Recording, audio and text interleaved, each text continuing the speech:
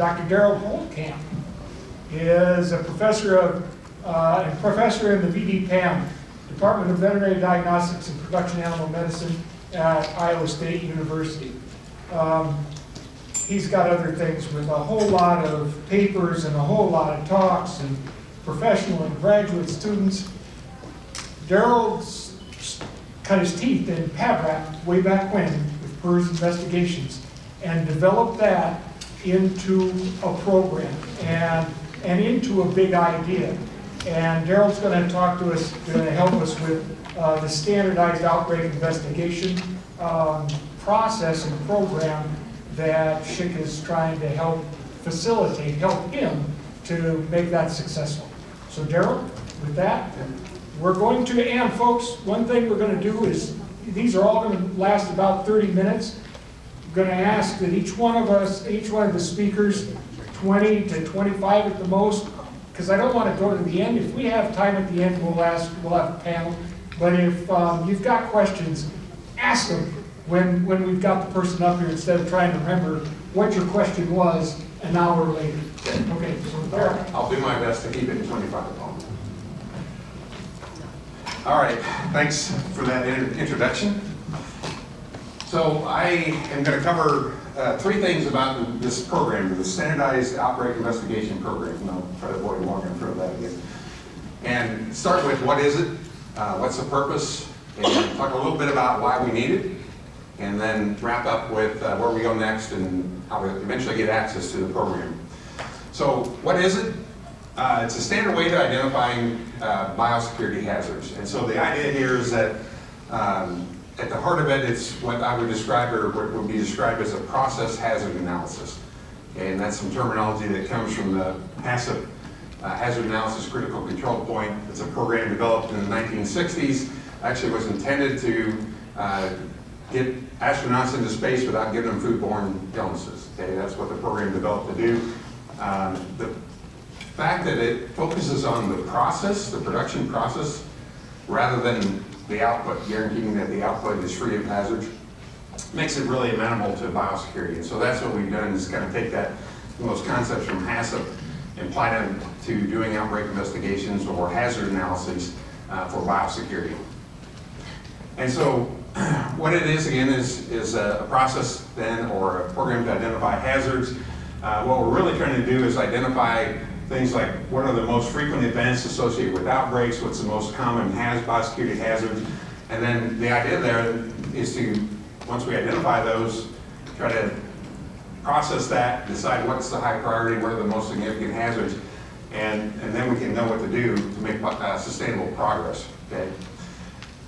And a little bit on the history of this, Paul mentioned PADRAP, so that would have been, if you look to the left of this, what's off the screen, that's what kind of started all this, right? And so developed PADRAP back in 2004, 2006 with some funding from BI, and survey is out there for several years. Where I always felt a little bit like I was missing something at the end of those was, the question was always, what do we do next, right? And what do I do with this information? And I always felt like I couldn't answer that question very well, okay? And so that's what motivated me to explore other avenues, and so I got onto the idea of doing outbreak investigations. And so in 2013, got some funding from the Iowa Pork Producers Association, started thinking about what would a instrument or what would a program look like to do outbreak investigations in a more consistent and sort of systematic way, okay?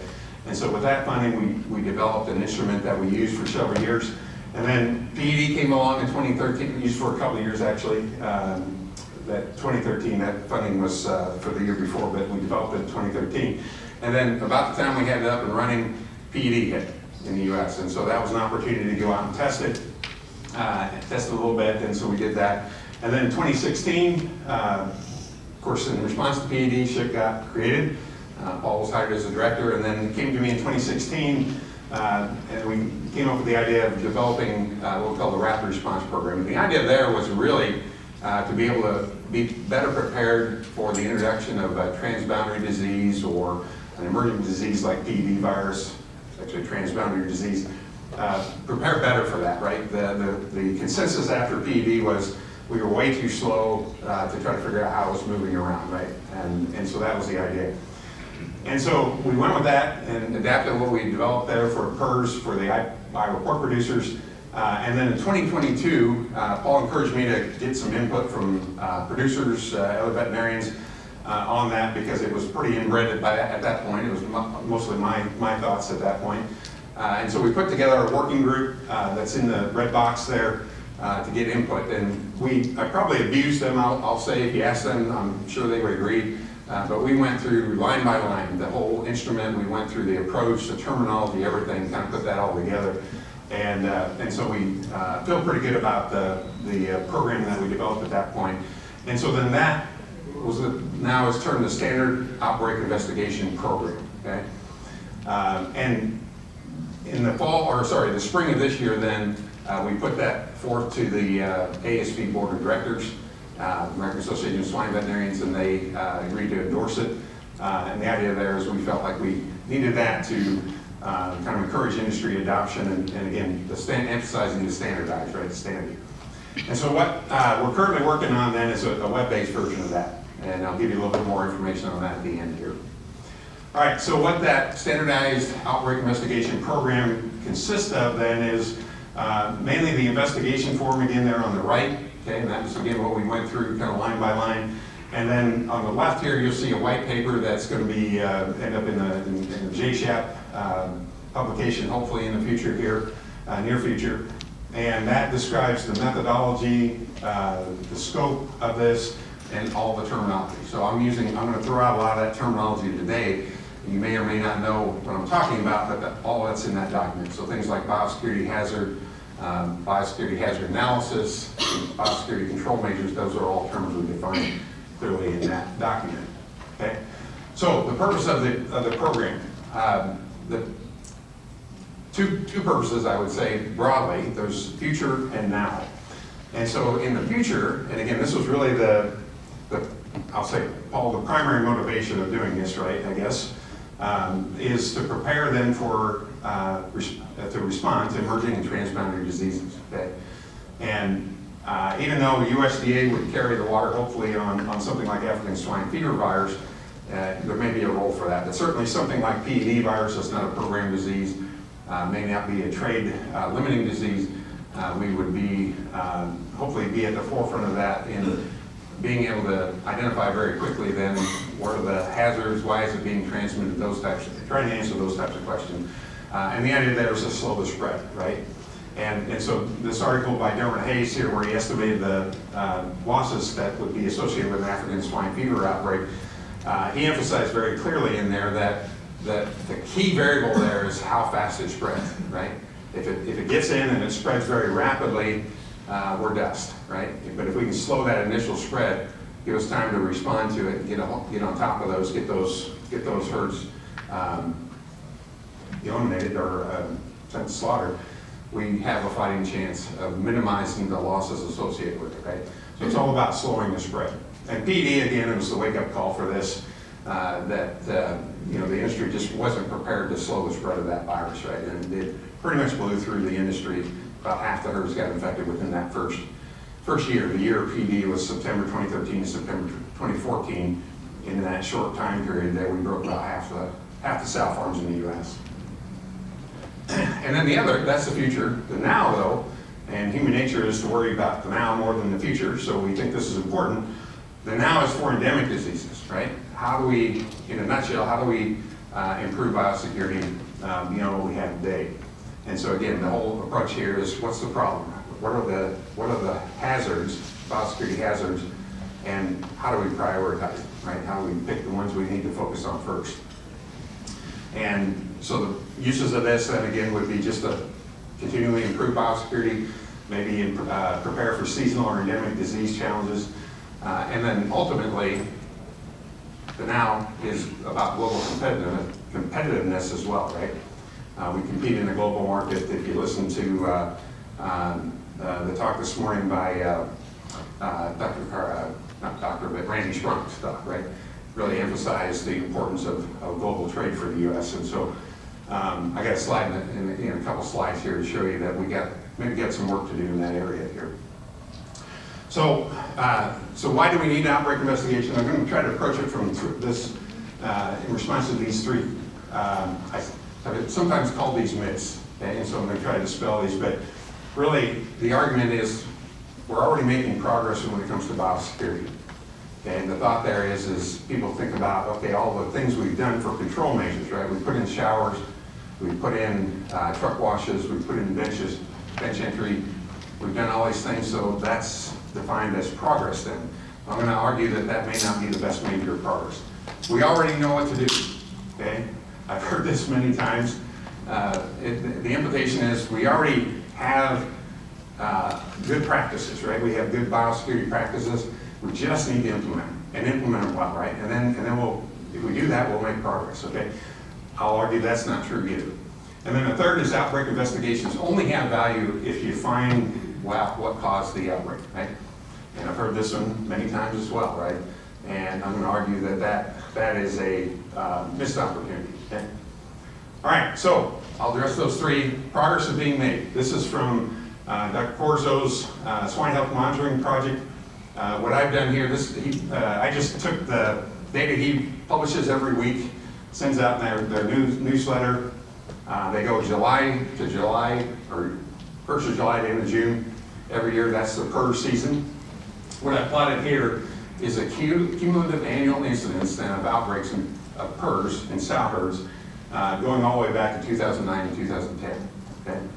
And so pretty clearly you can see, it ranges from anywhere from about 40% here down to 20% here.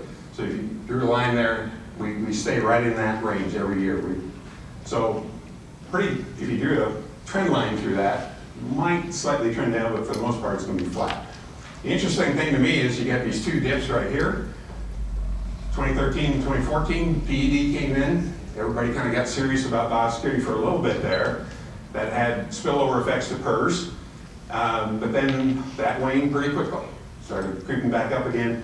And then in 2018, 2019, that's when African swine fever virus got into China.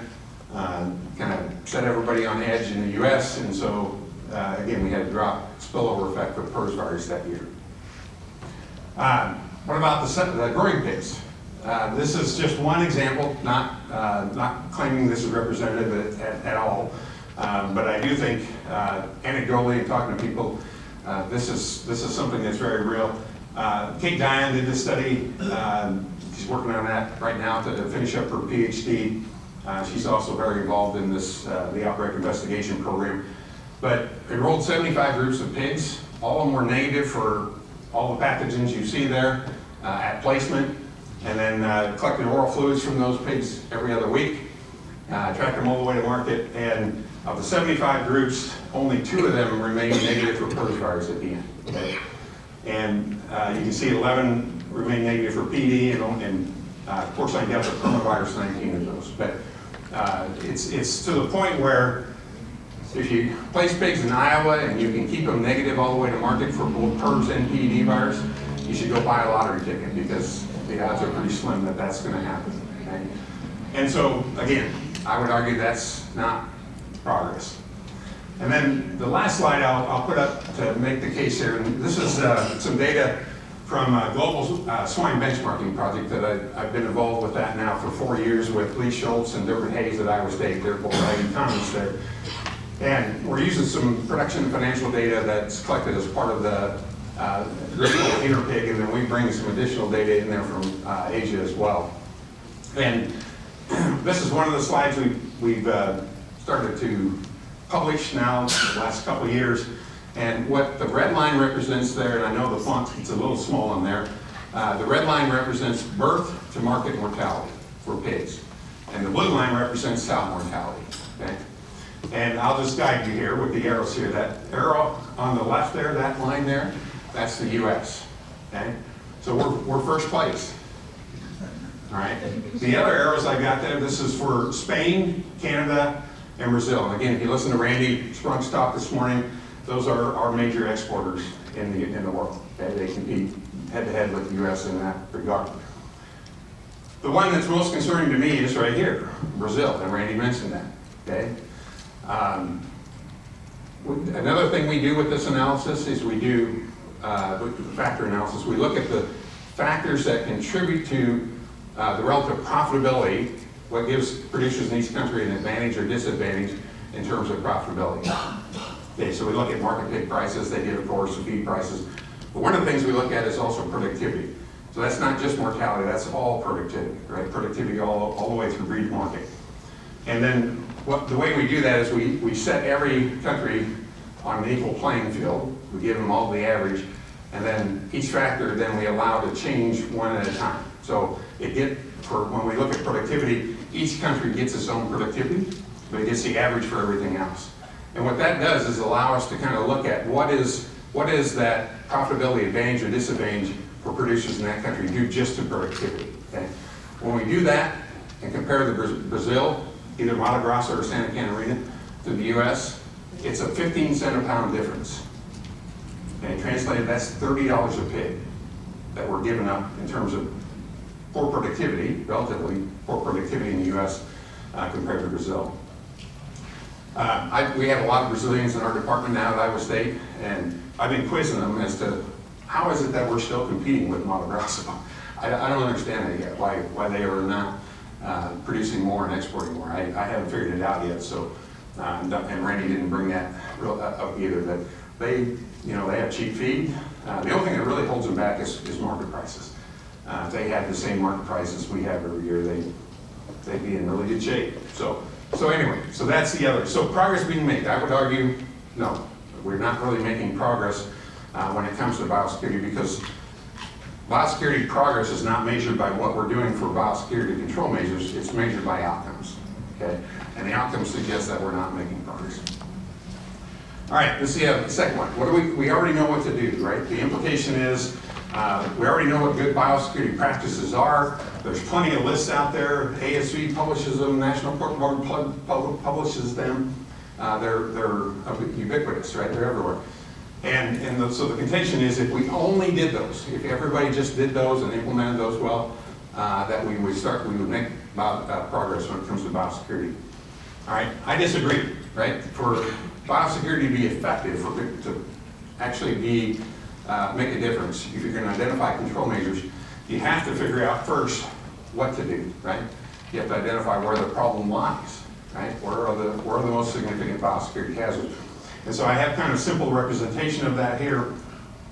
The first step is, again, to identify the problems, right? What are the most significant biosecurity hazards, the riskiest entry events? Where do those lie, right? And then we can start to rank and prioritize those and identify potential solutions. So this is now where we go to the list of practices that are published out there, the things we know about good control measures, and we start to find ones then to address those most significant hazards. Okay? And then we can look at those and rank them. We can look at what do they cost, how easy are they to implement, do they require capital investment, and based on that analysis, then we can decide now finally what to do, right? And then we need to do it well, right? Okay. All right, where the standardized outbreak investigation program comes in is that first step. Okay, that's what we need. We need a better way than what we do today to help identify those problems. Where are the biosecurity hazards? And I can tell you I've done a lot of these now, probably going on 70, maybe 80, I've lost track. Real life is stranger than fiction. You will find stuff when you go to look that you never would have thought of, right? And so if you think you know where the hazards are already, and sometimes I think we have enough ego that we do sometimes think that we already know where they are. You don't. Okay? When you go out and look or spend a night out in a barn watching people load pigs or doing an outbreak investigation, you'll find some crazy stuff. And that's the work we need to do first. Okay? All right. And I got a quote up here that I think really brings this home. It's from Peter Drucker. He's a famous business consultant. I'm finding out he's only famous among older people in the room. A lot of young people don't really know him, but he used to be commonly quoted in these talks. But the quote is, the manager who comes up with the right solution to the wrong problem is more dangerous than the manager who comes up with the wrong solution to the right problem. Okay, and the idea there is that neither one is going to solve the problem, but at least the guy who's correctly identified the problem can go to the next solution and see if that works. The guy that doesn't know what the problem is, he's going to flounder forever, right? And so that's I think in a nutshell sort of sums up where we are in the pig industry, because I think we do these two steps reasonably well. Again, we've got a list of things that help us here. We all have enough knowledge to be able to assess those.